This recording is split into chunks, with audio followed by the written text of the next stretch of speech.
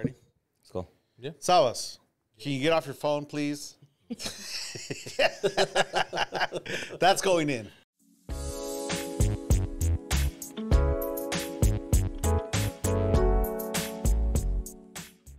This podcast may contain views and opinions which are those of the hosts and do not necessarily reflect the official policy or position of any local agency, organization, union, employee, or company, including the podcast. Welcome back, everybody. I know everybody loves my introduction. Yep, welcome back. Welcome back, guys. Thank you guys for tuning in every week. We appreciate it. And this week, I'm happy, excited to say that we got somebody from a different local, from a different barn. So without further ado, I would like to introduce Carlos Recendes Jr. out of Local 630, previously out of 952. We'll get into all that, but also the winner of the jacket this year. Yep. Right? One of the jackets. Yeah. Obviously, we gave away two. He won one, and Joseph Martinez won one. Congratulations to you guys.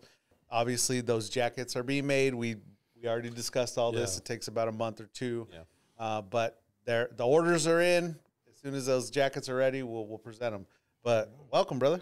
Thanks for having me here, man. Of course. I'm excited. Thank you guys for having me here. I'm excited about this platform that you guys got going on. It's a Teamster thing, Teamster Strong. How did you hear about it? I heard about it. So let's get into it. You guys were at the Commerce, the Smart and Final action that we had in Commerce, right? A Chedraui? For the Chedraui. Chedraui.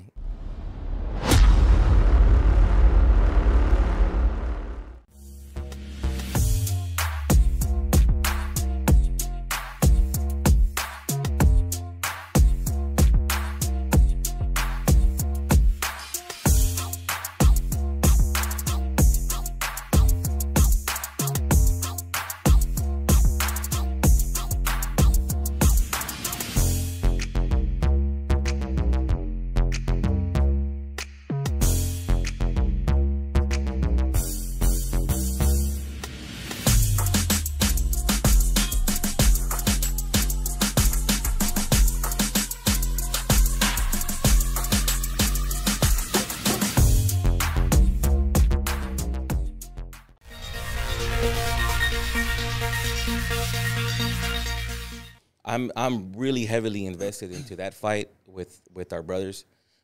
I've been to both strike lines in Commerce facility and in Riverside facility, and then I made friendship and connections with the guys that actually work there.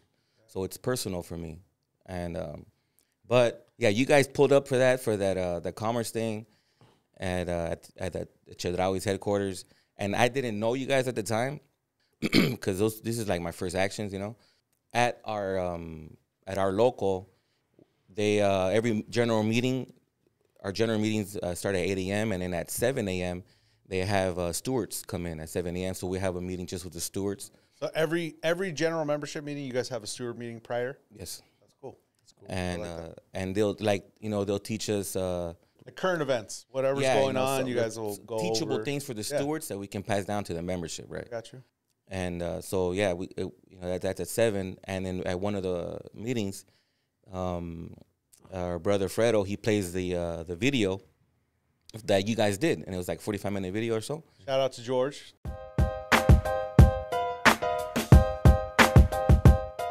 Thank you, George. Right on. Thank you. Right on. And he starts playing the video, and then that you guys did, check it out, because since we just did that action, right? So you guys posted it.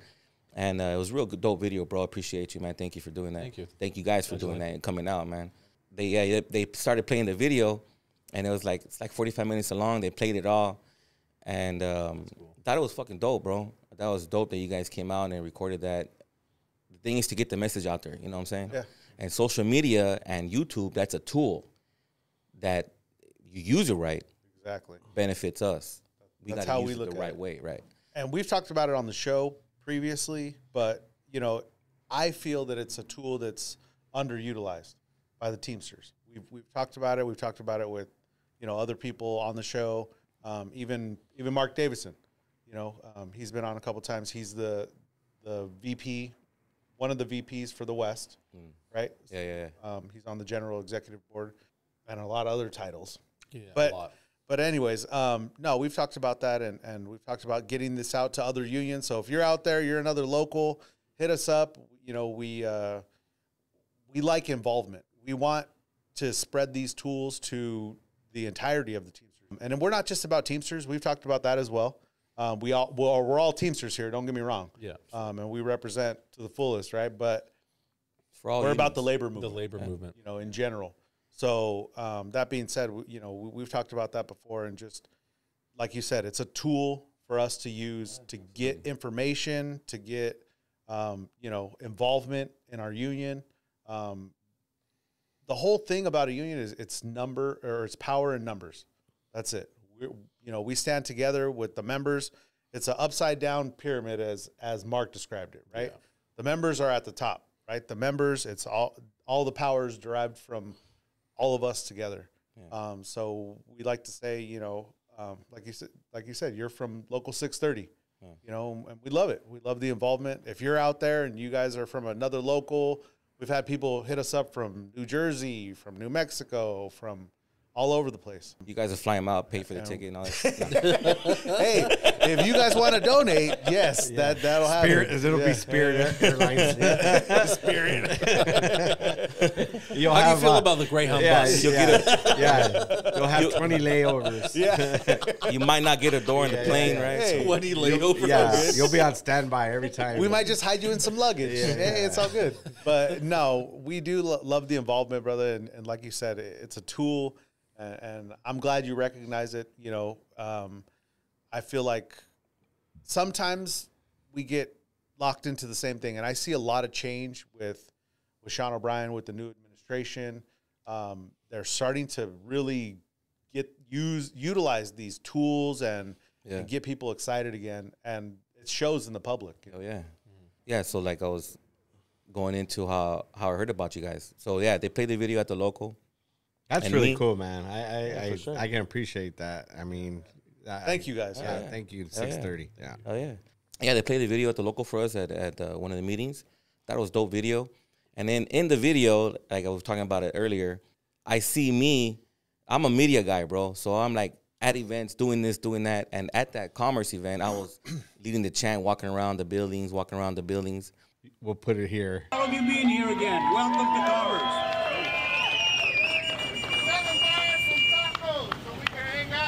Thank you.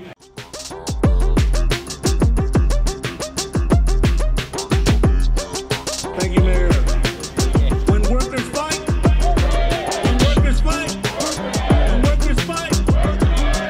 that's right. Our next speaker. Yeah, we'll put a little clip. We'll put a little clip of you. And that day I wore my tiny thin ass Vans, you know, and my feet were aching. But I wasn't tripping, Wrong man. shoes, but it's all good. I wasn't tripping though, because I would turn around, and there's a woman who I look up to a lot. Her name is Dora Torres.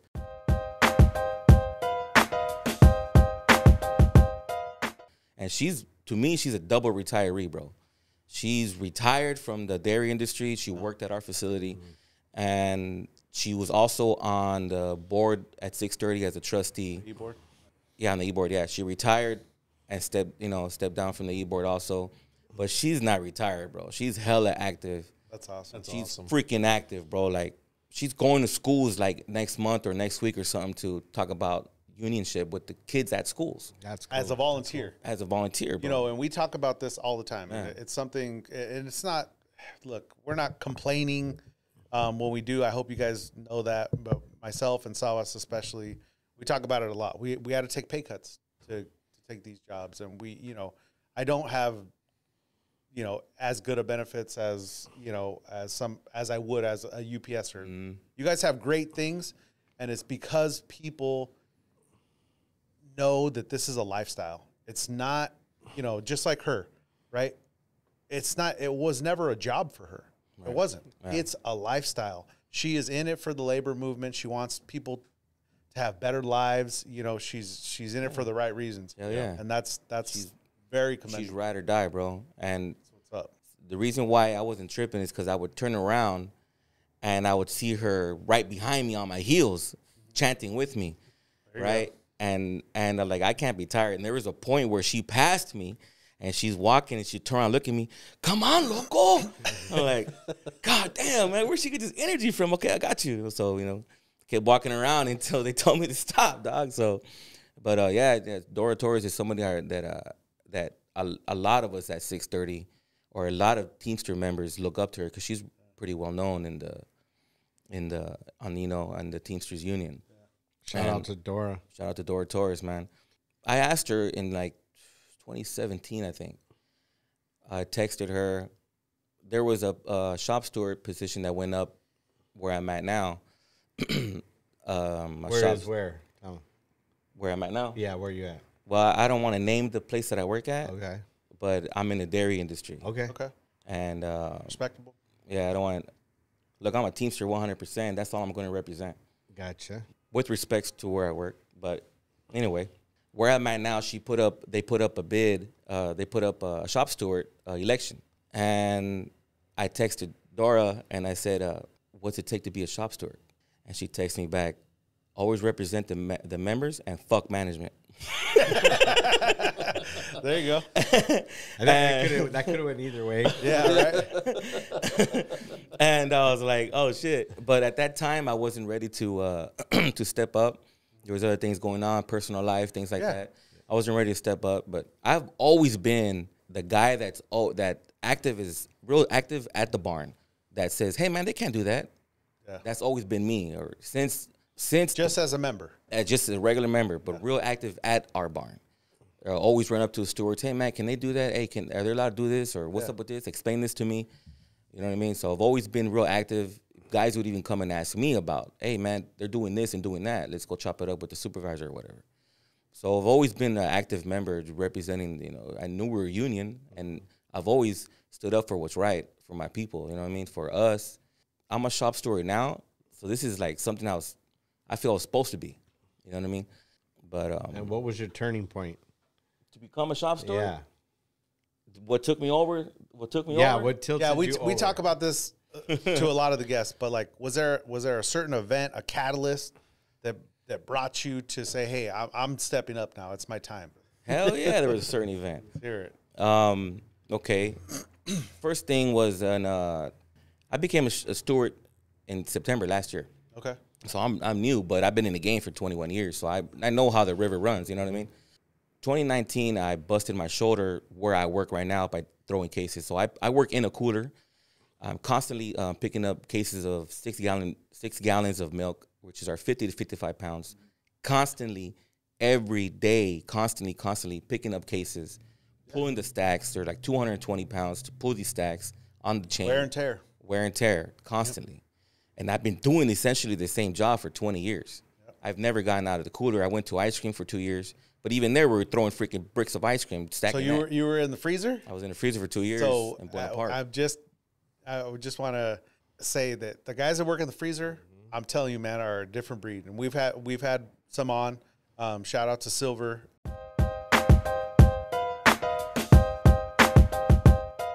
Silver Antonio out of Albertsons. Right on. I mean, negative 25 degrees. Hell yeah. These guys are. Yeah, you guys are crazy. I did that shit for 2 years. Yeah, we went in there one day.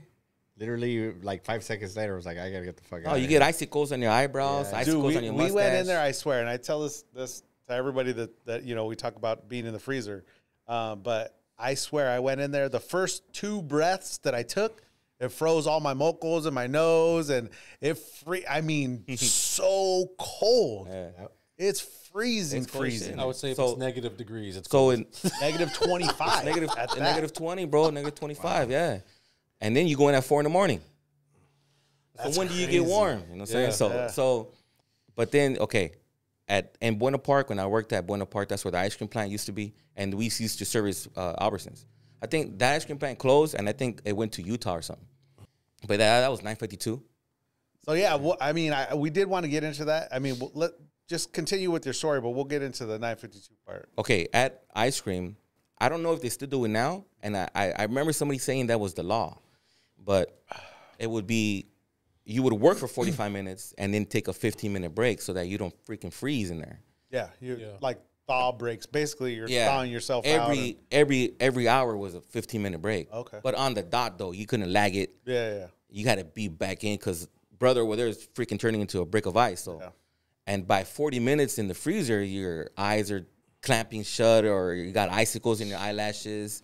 Yeah, bro. So, but it wasn't nothing, dog. I've been working in the cold forever, dog. It wasn't nothing. So, you know what I'm saying? Christmas vacation. He don't have no jacket on. He's just in a regular shirt. Isn't it beaut, Audrey? She'll see it later, honey. Her eyes are frozen. Yeah. I was in there with my chucks, you know what I mean? Yeah, right? Now, So they had Mickey Mouse boots, man. So you're in there and you're chucking away at cases and you have an injury. That's what I think. Yeah. Okay. So what got me to stepping up and representing the members? 2019, I busted my shoulder where I work at now. I tore my shoulder picking up the cases. And I have never gotten an injury on the job. I've never taken time off. I've always worked all my years since 2002. Never took any time off. Never, always worked. Always stayed on the clock. Never freaking really called out. You know what I mean? So you feel like you're a good employee. Hell yeah. Yeah. You know, so 2019, I'm working where I'm work, and I go to throw a case of milk, and I have earplugs on, so I hear a in my right shoulder. And I was like, what the hell? And immediately felt pain. And then I go to flag the next pallet coming out because we put tags on each pallet coming out so then the driver knows what store that pallet is. Yeah. So I go to flag it, and I go to flag it with my right arm, and immediately I just feel it. Yeah. You knew. And I was like, oh, I think I just jacked myself up. So I went upstairs right away and reported it immediately. Went to the clinic immediately. Yeah. As you should, right? 100%. An injury. Better go to the clinic. You became the bad guy. Bro, what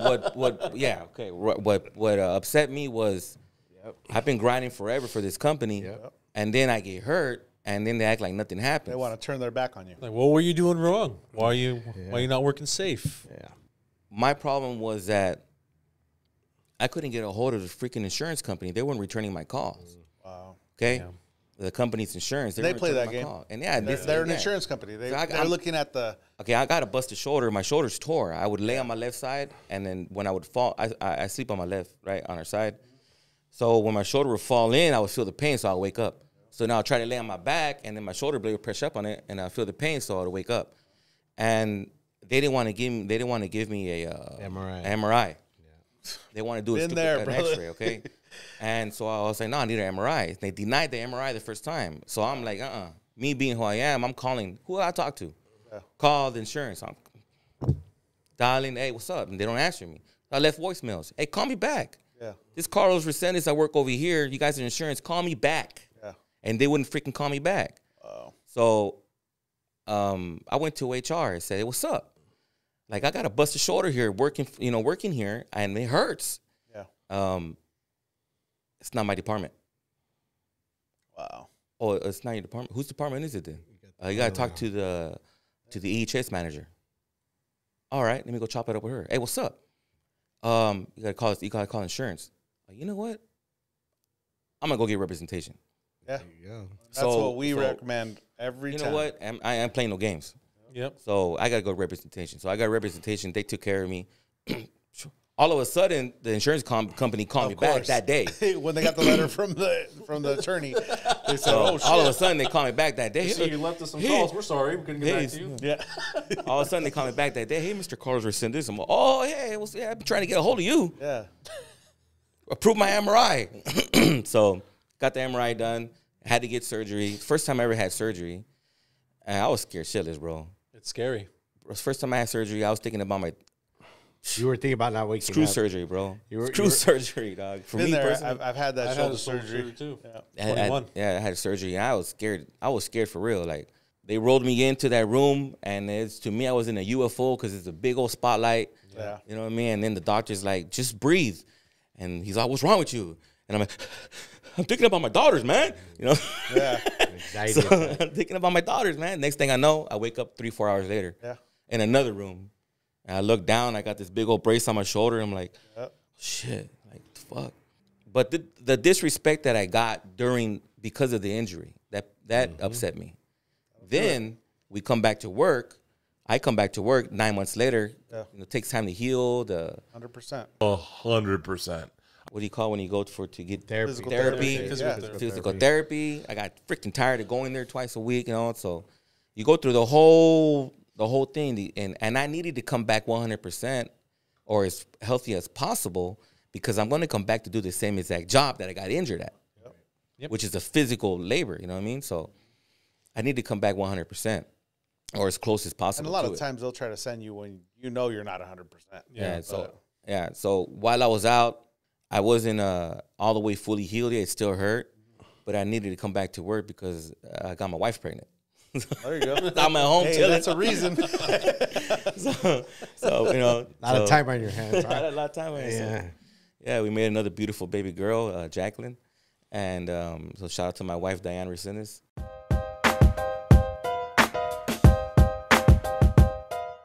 Love you, mama. And so, yeah, I had to come back to work because she was due and like. Yeah. Got to get that insurance back. I got to get the insurance going. Yeah. So I told doctor, hey, man, I got to get back to work. Yeah. Well, you're not all the way. I'm a family man. I got to get back to work. And I wasn't all the way. Yeah. But I get it. I wasn't, but I'm a family. I got to take care of mine, right? So my wife, she's a stay-at-home mom. So my insurance is what we got. And we got excellent insurance as a Teamsters, you know what I mean? Yeah. Got back to work, and then I think I was working for like a week, and then she went into labor. Well, hey, it worked out. It worked out. But then what really, so that was that part. The catalyst for you. Okay. Then we go into the pandemic, and we have never worked so freaking much during the pandemic. You guys too, as UPSers, right? 100%, dude. We have never worked so damn much during the pandemic. The mistreatment that we got during the pandemic, acting like there wasn't no breakouts at our barn. Mm-hmm. Okay. We had a lot of that. 16 people at a time getting sick during the pandemic. Mind you, I got a newborn at home, so I'm freaking out. So this is, okay, that you can say whatever you want about the pandemic now. People would think, it's nothing, whatever. But in 2020, 10,000 people died in January.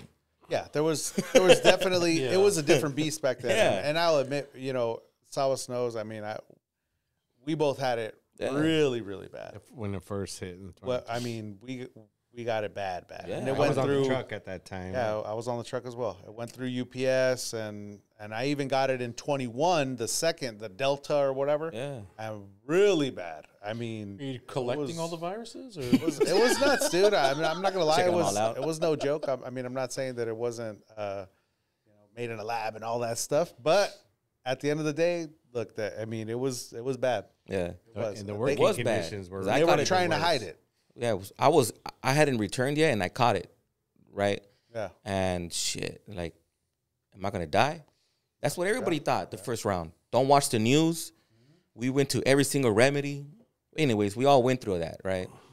Yeah. And so we're working, and we were so busy that we had to focus on one customer, and we service a lot of major chains in California, right? Milk, where you buy milk, I probably picked that order for you, and I probably sent it out, So we service pretty much besides Vons or something, and like Food for Less, But we service pretty much all the major chains that are out here with milk, and we were so busy.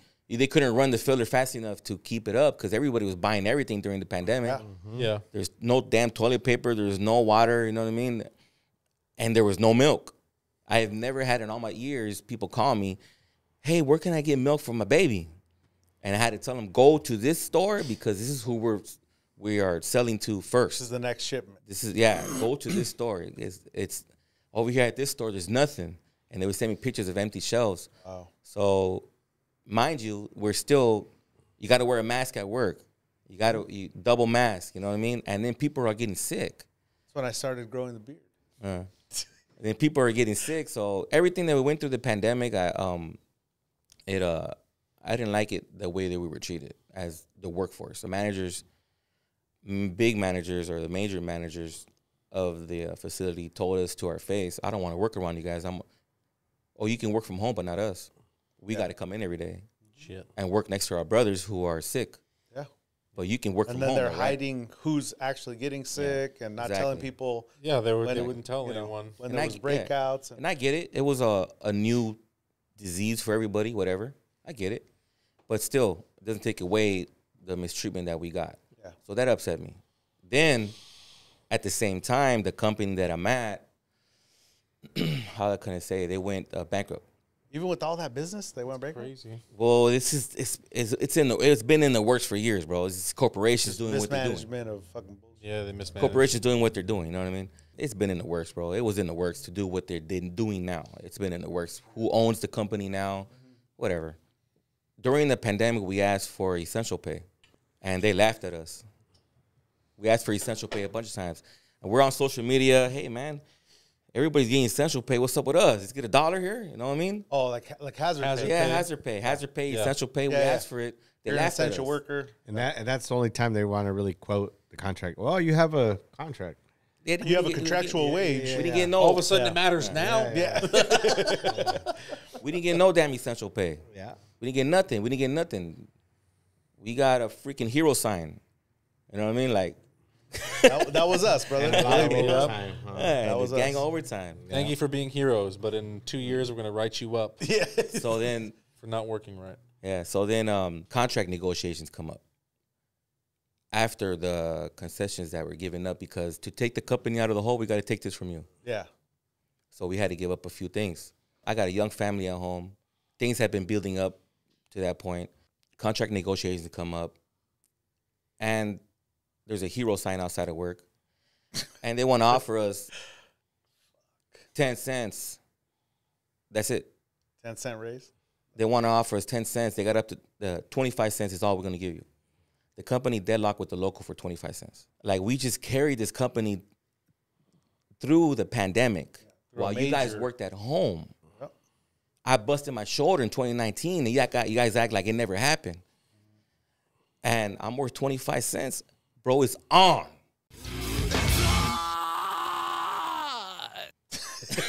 Bro, it's on.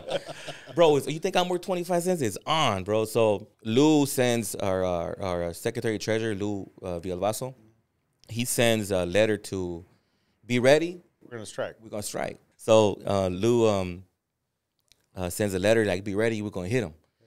And it's to all the members. And the next day at work, I go to work, bro, and I'm ready, bro. Like, we're going to shut this shit down. Yeah. Like, 25 cents for real? You think that's what I'm worth? And I'm in the hallways, in the locker rooms. Hey, man, they wanted to give us only 25 cents after what they took from us in the BK. After all the the money pandemic, they made. after all the major, the first quarter of every year for the dairy industry is the slowest. It was not the slowest in the pandemic, bro. They made the most for all major corporations. I know.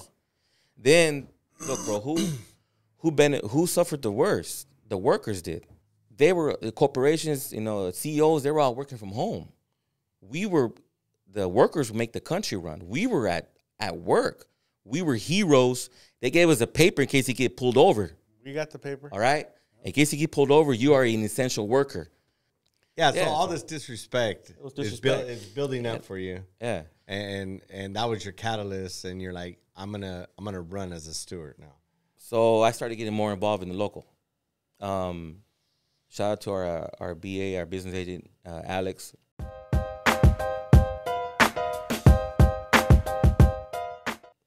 He saw in me what I hadn't seen yet, as far as leadership, as far as said, bro, I'm gonna pull you to get you to do this, do that, and he got me involved with the Smart and Final thing. So that's how we get into the Smart and Final thing. And started taking me out, doing actions with the Smart and Final.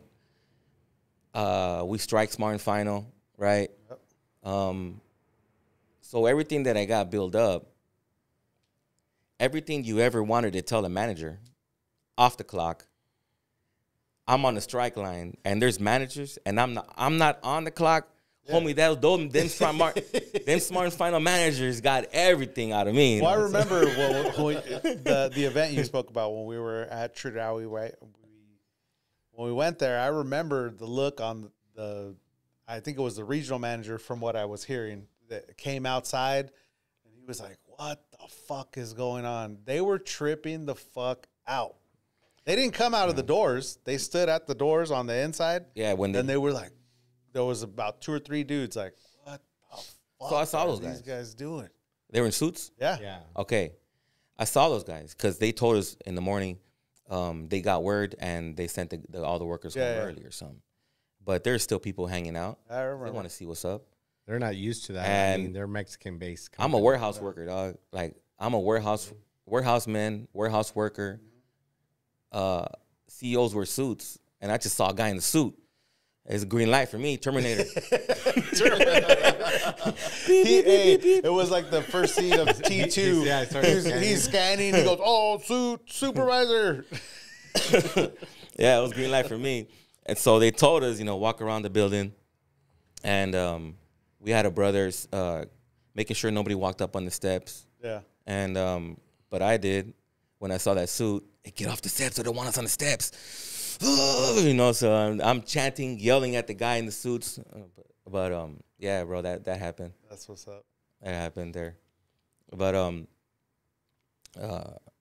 so yeah, the Smart and Final thing went down, and Alex got me more involved, our business agent, and just becoming more involved in the actions, going to the Smart and Final strike lines. These guys were passing out hand-billing or leafleting. Leaflets at the Smart and Final stores. I was leading one of the stores as, like, if the cops pull up, they talk to me, or the manager pulls up, give her this letter, right? And so that was like, I'm in charge here. Oh, damn, okay, all right, let me really read this paper in case the cop pulls up. Hey, we're here under this amendment, right? We can be here. Yeah. You know what I mean? So let me really read this paper. But I did that, and being involved so much with the Smart and Final workers, they're just like us, bro. Yeah. They're fighting for their first contract. They're fighting for their first contract. Yeah. They're fighting for their rights. And this guy Chedraui is a $14 billion corporation from Mexico. Yeah. And how do they become billionaires? By exploiting their workers, not paying their workers their fair share, what they deserve or what they've earned. So these guys want to unionize, and Chedraui, they vote to unionize. And pretty much as punishment for wanting to unionize, they want to fire them all. Yeah. That's basically what it is. Shut down the facility, move it to somewhere else. Yep. So these guys have been here for generations. There really have been guys there that have generations of family 20, 30 years, that built that brand. And they're proud of the work that they do there. They really are proud of the work they did. They built that. But come on, Smart Finals, why is the Smart Final quality is what it is? Because of the workers that put their hands on the damn product. Mm-hmm. Pay these guys what they deserve or what they've earned. Give them the respect. Give them the respect to have job security. Give them the contract. And in the U.S., we have U.S. labor laws that we can come to the table and negotiate our working conditions and our pay and health, and you guys share the profit with your workers. Yeah, they deserve it. They're trying to skirt around the shit. And they're surface bargaining, doing all kinds of BS, letting it run its course or whatever. But Teamsters is not going to let that up, bro. We ain't going to give it up. We ain't going to stop. Teamsters don't back down, bro. You know what I mean? That's right. Going through all that, the locals watching me, Alex is watching me come up, and we had a brother who was out injured, who was a steward. Shout out to my boy Peter Rosales.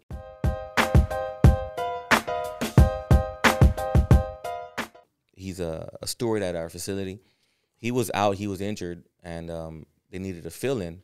So I became implemented. An alternate. Yeah. Well, what we would call an alternate, or you call an implement. Yeah. So I became appointed steward to fill in for my boy. And while he came back, and when he came back, I remained because there's been no push or nothing. Yeah, doing a good job, and I'm really for the brotherhood. Like I'm really about this. You know what I mean? Yeah. Like, it's a lifestyle, brother. It's a lifestyle, bro. I love 100%. it. It's like I was asking you as a BA, bro, how busy are you? Because as a steward, we are on our phones all the damn time. Oh yeah. You know what I mean? So like you as a BA, you say you got like 19 stewards under you or 20 stewards. Like that, yeah. Like, dog, how are you even sitting here right now? You know what I mean? Well, it's I got to give it to the stewards. You know, myself, Salas, George is a steward now. You're a steward. You're doing your own job. That's 10 to 14 hours, whatever you're working. Plus, you're taking calls. You're at all hours of the day, all hours of the night. It is what it is. But I mean, shout out to the stewards, dude. You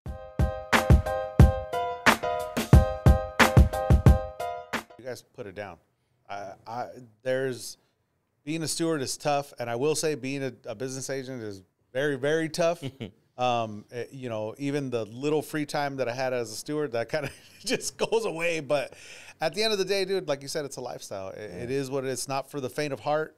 And shout out to the wives too. Your wife, they get it too. I mean, they kind of have to, right? You're in it. You're getting phone calls. You're trying to have dinner with your kids, and your phone's blowing up, and everything's an emergency. And I got to say, I think if your wife's not on board, it's going to be a struggle. It's going to be a struggle. It's going to be an issue. A steward. The whole family's involved, bro. The whole family's involved, but the steward builds the business agent. And what I mean by that is a steward is going to collect all the information, is going to take care of the things that need to be pushed up to a higher level. What I mean as far as like labor, sitting down with labor, something that the steward can't get resolved. And what we really push for is for the stewards to be able to get those things resolved in-house with the manager. And those it takes time and years and relationships that you build, right? And then those things that we would take up are the legwork that you do. A lot of what I've seen in the past, and stewards would, and I was a steward prior, and we just kind of did paper pushing. When I got into this administration, I was taught it's not about just filing the grievance, it's about doing the extra work so that I can give it to the business agent and say, hey, here it all is. Here's the time cards. Here's the facts. This is what's going on. Yeah. And it takes a lot to do. Yeah. You know what I mean? But we like I said, a shout out to the stewards because it takes a lot of work. You could be somewhere, like John said, it's an emergency. Everything's an emergency. You know what I mean? And it takes it away for a lot of your family. Right when I got here, I have a brother that's got a lot of pay issues. I scheduled a meeting Monday night, 8 o'clock, to go over his pay issues. I totally forgot I had a scheduled baptism class for my daughter. Oh.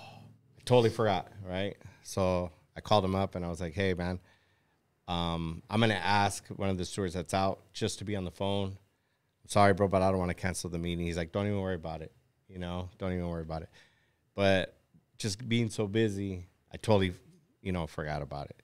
And it happens with stewards, and I will say even probably more with BAs, but your life sometimes gets put on hold, man. Like, it is what it is, and it's the shout-out that we're talking about, shout-out to stewards and other BAs. It's not just a shout-out. It's commendable. Like, you guys put your life into it. It becomes part of your life, and it sure does. Yeah, it's nothing to laugh or joke about because it's tough. It really is. It's tough, and I got to hand it to all the stewards out there and the other business agents. It's rough. Anybody involved in the movement, like we've been saying, it's a lifestyle, and we take it serious. We definitely take it serious. As stewards, I enjoy defending the heck out of the contract. I enjoy representing my brothers for anything, you know what I mean? And so like it's like they say, the stewards are their first line of defense, and everybody that does a steward job, we do it. We don't, it's like this. They say it's a thankless job. It is. And it's a thankless job. Definitely can be. It is. It is. But I still got memories that say, thanks, whatever. Toss me a soda or something like that. Hey, good looking out, man. But the thing is, I do it because of the cause, because of You can have the best contract in the whole and anywhere, but if you're not defending the contract, You don't enforce the if contract. you don't enforce the contract, then you don't got nothing. That's why you got strong stewards that defend the heck out of the contract. Business agent, in all honesty, is only as good as the stewards. You know, I mean, he needs to do the job of training them, making sure they know what's going on. Yeah. And some, you know, obviously some have been there longer, but at the end of the day, it's your job to build them up, to support them. That's how I feel most of the time as a business agent. Is my stewards are in there, they're first line of defense there, and my job is to go in there and back them up. You know, and back up my members, and like you said, enforce the contract and find ways to get our members what they need. Yes, yeah. So going back to that contract when I told you they only wanted to give us 25 cents, our board or Lou, and they ended up, I won't say exactly what they got us, but they got us 10 years worth of wages overnight. Wow, that's awesome. And they wanted to give us 25 cents. And then we go back in 2025 to negotiate the whole contract again. Yeah. So shout out to Lou, man, and the whole board.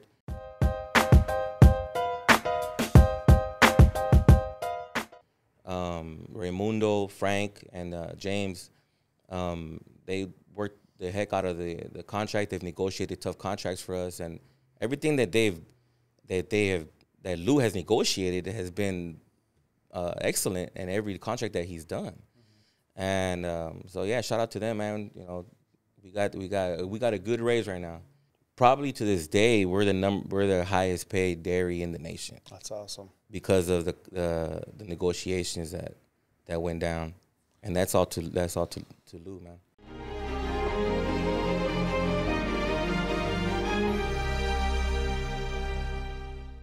All right, well, we're back from our little break, our potty break. But Carlos, we were talking a little bit off camera, and I'm curious in how this story goes. So you actually were a 952 member previously, correct? Yeah. So why don't you tell us a little bit how long were you at a 952 and all that stuff? I was at the dairy in Buena Park. Okay. It was under 952. I started there in 2002. I knew I was going to stay there because when I was on probation, I bought a truck. You're all gotta say now. In 2002, minimum wage was $3.75?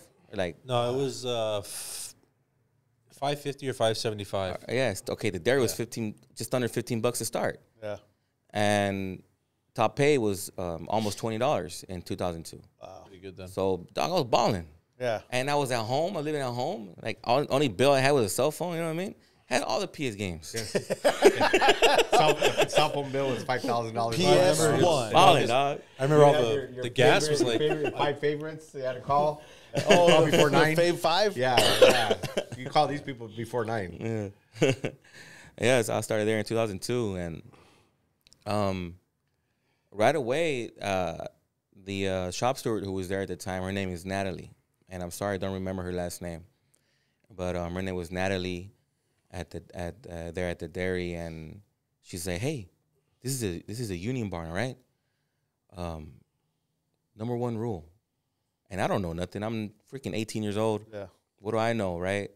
Just got out of freaking high school. You previously worked at Mickey D's. So she said, "Hey, this is a union barn. Number one rule, you don't rat on your union brothers. And if you have any issues, you come to me first." I said, "Okay." And yeah, that's what's up, and it stuck with me. I still remember it now. 21 years later, she told me that. And so shout out to Natalie. I don't remember her last name. Sorry, but.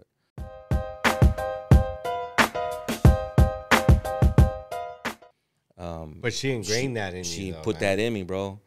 And then at that time we had a BA who would. In that era, bro, we didn't have 12 hours max. Now we have 12 hours where they you can only work 12-hour shifts. Yeah. They can't make you work past 12 hours. In that era, from like 2002 all the way to, I think we got that in 2013 or something like that. I worked 16 hours minimum every single day. Every single day. The longest shift I worked was 21 hours. Wow. Damn. We didn't have no 12 hours. So we had 8 hours in between. And if the schedule you're on now ran into the next day. Well, the next day you started later. It would push load out back. I got you. You know what I mean? So we didn't have no 12 hours, bro. It was rough.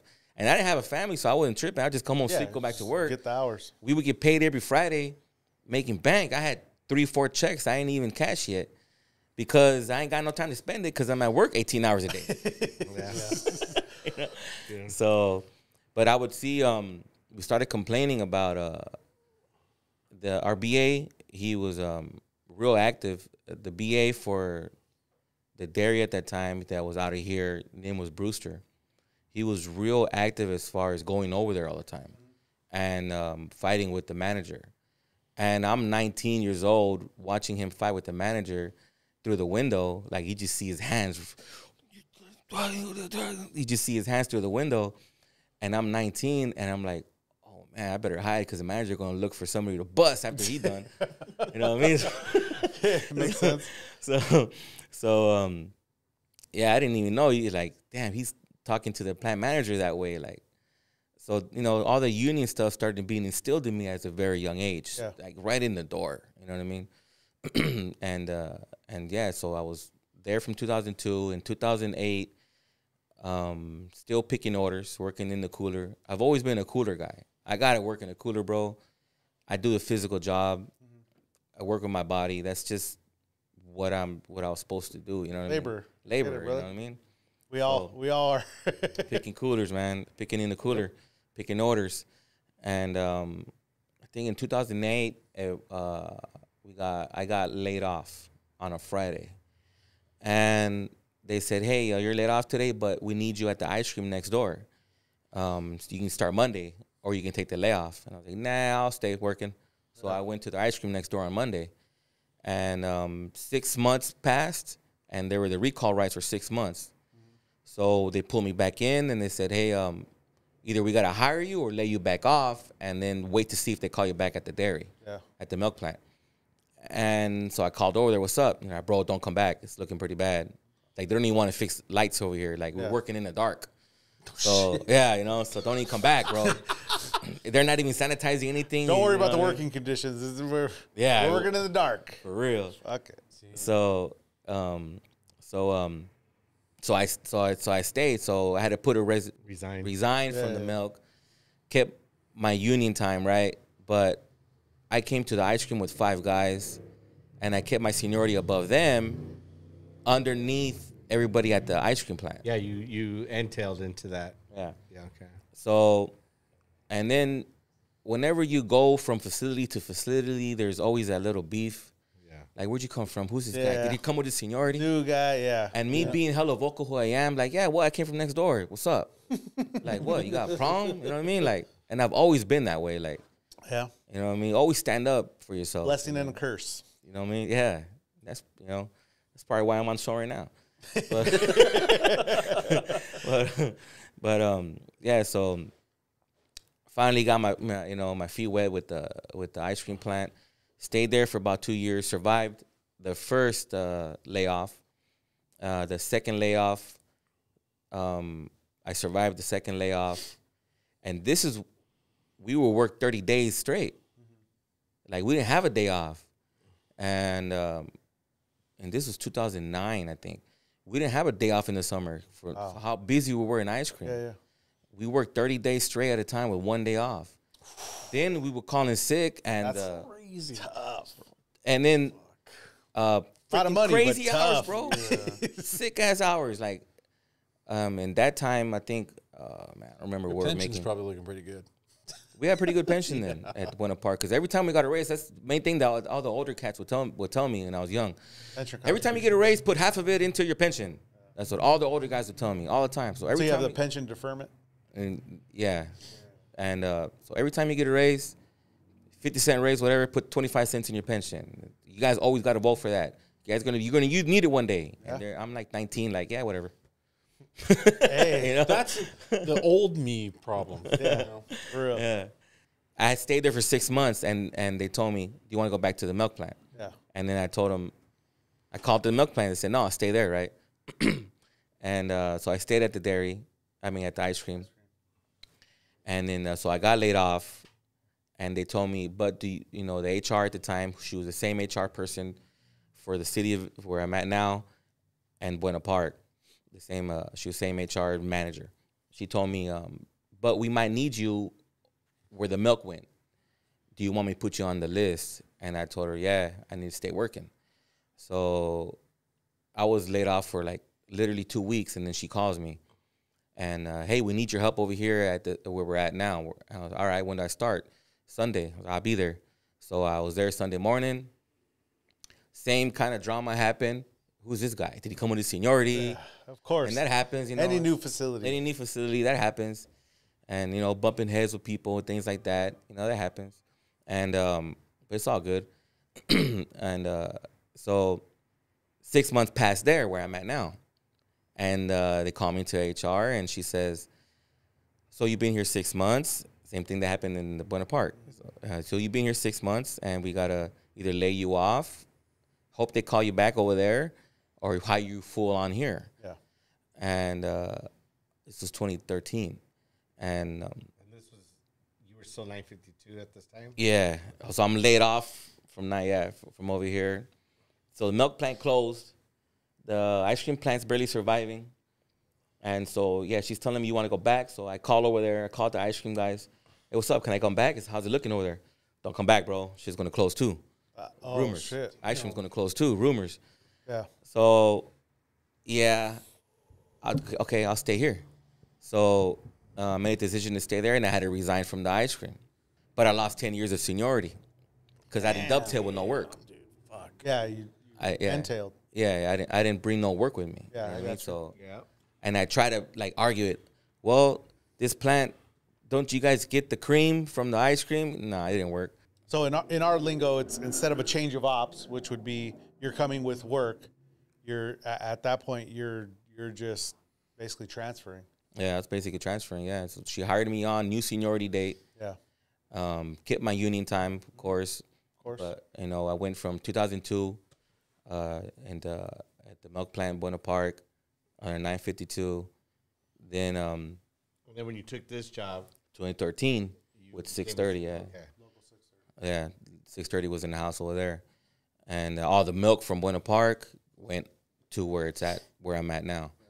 And right away I noticed a union difference, well, not really a difference. It's okay, you could say it. Well, no, it was different. Well, it was difference in when I say difference is Lou was my our BA in 2013 at the time. And he will come sharp as shit, like suit, dress shoes, tie. And when you see somebody walking around like that, who's that guy? You know what I'm saying? Like, is that somebody corporate or something? Yeah. Who's that? Like, no, that's the BA. I'm like, damn, who's in a suit? Then he would stand in the freaking rotten milk, you know what I mean? Like the floor's dirty, whatever, and doing safety walks, you know what I mean? And so I thought that was hella cool. Like this dude's, and so it sets a presence when you're it does something to the membership. You know what I mean? When you visit the barns, right? You go visit all the barns, the facilities, right? And you don't have to necessarily wear a tie or whatever. But that's just something that I noticed because us being warehouse men, anybody in the suit, who's that? Yeah. You know what I mean? Yeah, you think like upper management. And Yeah. stuff like So no, that's your BA. Oh, what? You know what I mean? So it makes a difference when the your BA's actively coming through or whatever. And so I noticed. And then the shop stewards were hella active there. I started working in the outside, and the shop steward outside at the time, he's still shop steward right now, Tony Henderson.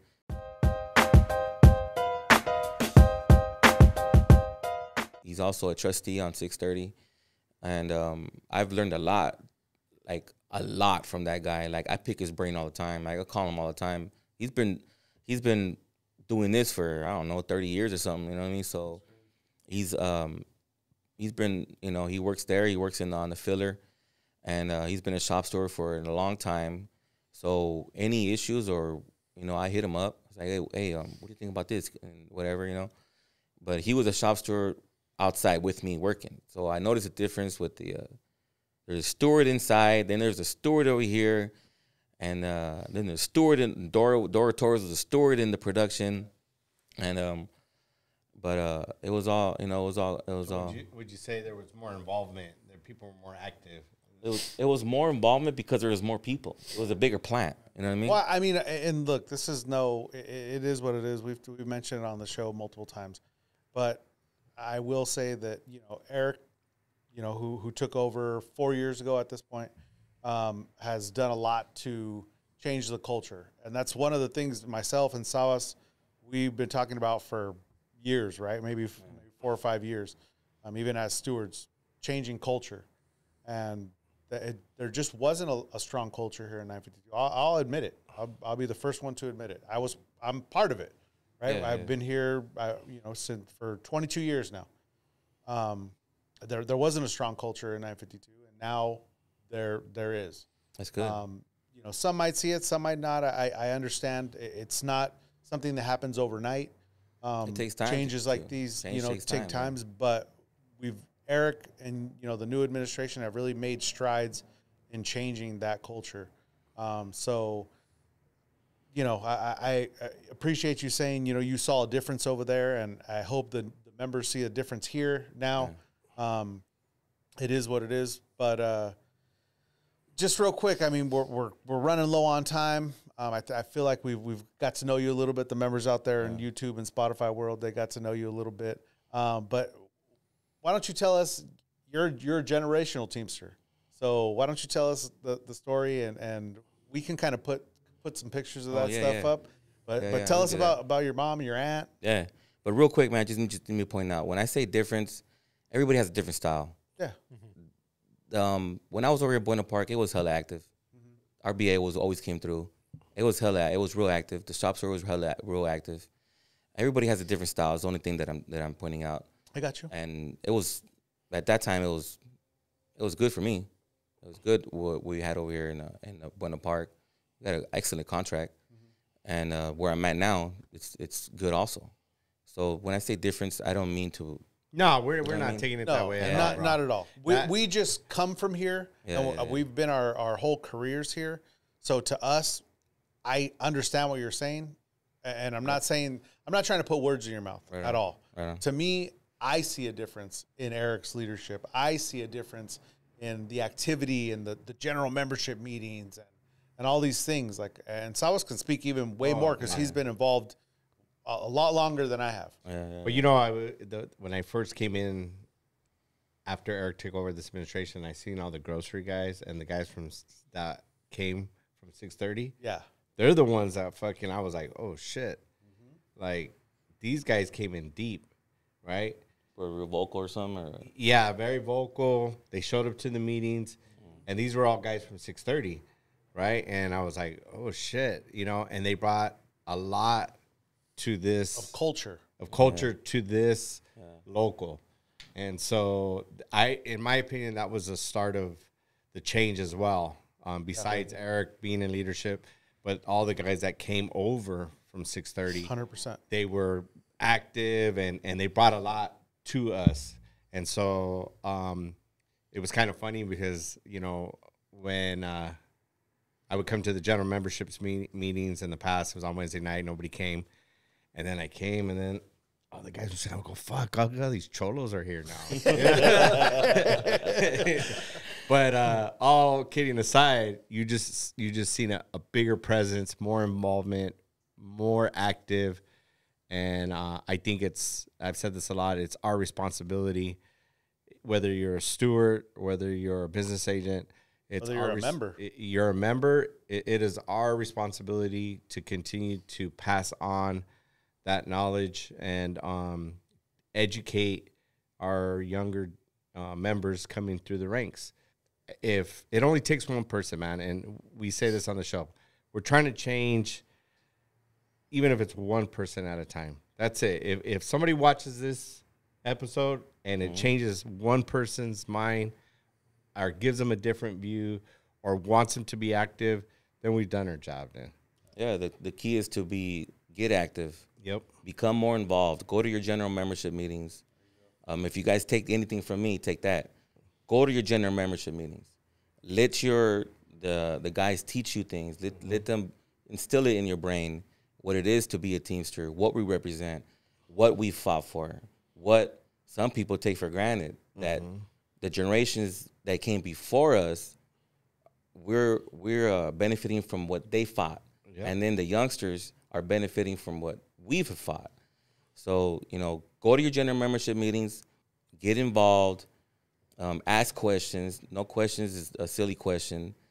Just mainly get involved, man. Get out of your comfort zone. If you're one of the guys that's vocal at your barn, get vocal at the hall, man. Pull up, ask questions. Hey, can I go to this? Or what's up? Or get knowledge. Ask questions so that one day you go back at work and they try to, manager or supervisor tries to punk you, you already know the answer. You can tell them, nah, I already know this. You can't punk me. You know what I mean? Get involved. Become a Teamster, not just at your facility. Become a, involvement outside as a whole also, man. Get out there, get active. Let's go. I like that. Right, You know what I mean? I like that. But why don't you share with us what you got right here, brother? You showed it to us off camera. yeah. I thought it was super cool, man. So my aunt, Gloria Lev, she's just had her birthday a couple of days ago. She's 83 years old now. And she tells me, hey, I've been seeing you on Facebook. You know, I was a Teamster back in the day at Local 952 right here. And I'm like, yeah, right. And she goes, yeah. And she sends me a picture on my phone of her membership card from 1968 right here. Wow, look at that, bro. That's crazy. 1968. Damn. And I don't know if you want to check it out. That's and so then cool. this Look at is that her. picture, brother. Look at that picture. Yeah, I know. Badass. This is her in the blue At a strike line. at a strike line under 952, bro. And the other day you text me the address to come over here. Yeah.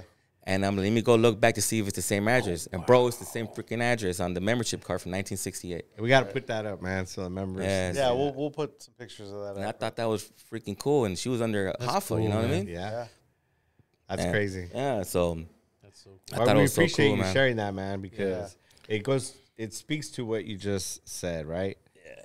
What they fought for, and every generation makes it a little bit better, in the Teamsters Union. So that's pretty awesome. I wish I had, somebody in my family. that's had me cool, down that man. Card, you know what I mean? yeah, and she cool. she kept it, bro. It's like the corners aren't even bent. Yeah, I know. That's Yeah. crazy. You know what I mean? Like she kept it put away. And I went It over was important to her.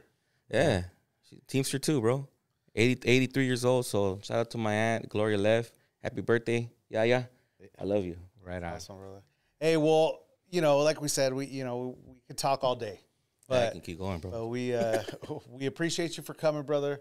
Shout out to Local 630 and everything you're doing over there as a shop steward and Right on. and everything you guys are doing. You're right. We've talked about it before. We're all a team. We all got to be on the same page. We might, and I actually loved the analogy that Mark Davison talked about. Our first time we had Mark Davison on, and he said, it's like a family, and we might have disagreements over at the dinner table. At the end of the day, we're a family, and we need to stick together. And we're in it for the labor movement, for the Teamsters, as a whole, right? And we just appreciate you for coming on, brother. We thank you for taking the time. Obviously, you're busy. You got 3 girls. You got a wife. And shout out to your wife. Thank you for letting him, spend a couple hours with us. Yeah, shout out to my wife. Love you, mama. We appreciate you.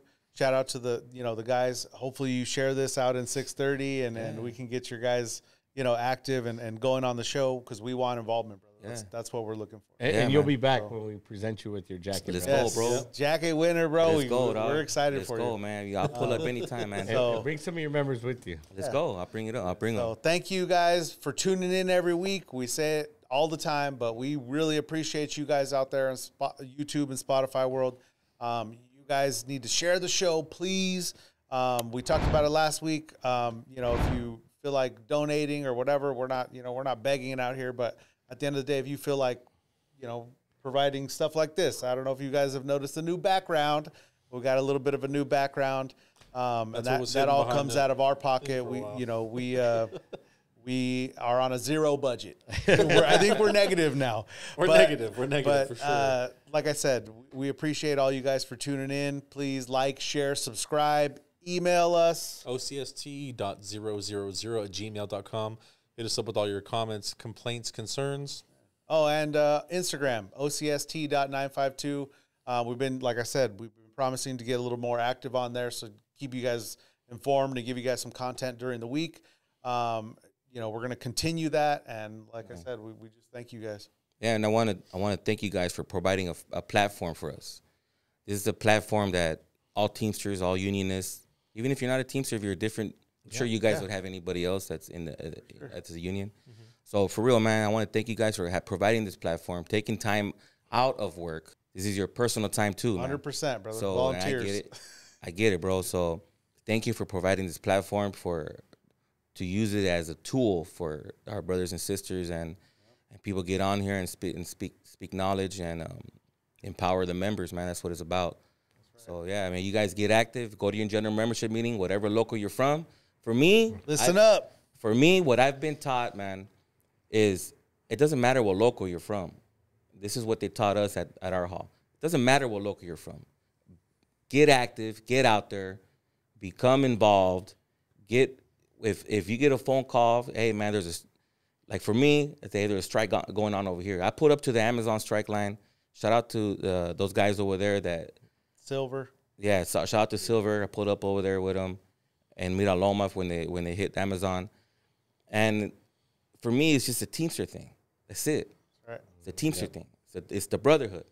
So, like I said, man, I can't stress it enough. Get active, get out there, get involved, agitate, go to your general membership meetings, become knowledgeable. That way you can stand up and speak up. 100% Teamster. Right on, bro. You heard it here, and we'll see you next week. Thank you, guys. Thank you. Right on, bro. Did good.